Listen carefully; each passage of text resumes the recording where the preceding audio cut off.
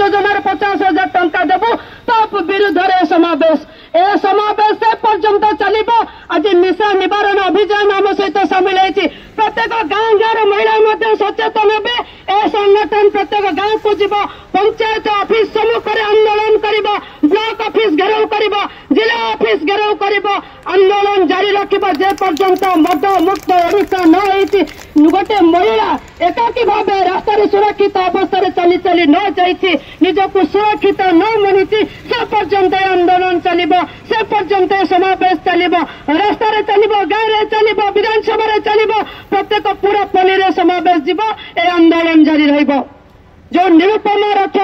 जो स्वप्न देखी ए संगठन तैयारी करथिले नीरज प्रभा पट्टनायक जो संगठन परिकल्पना करथिले जो सावित्री मिश्र ए परिकल्पना करथिले जो गीता मुखर्जी अरुण सफली आम आज आदर्श हो जाइछंती तांको आदर्श को तांको विचारधारा को बंचाई रखा से नारी मानक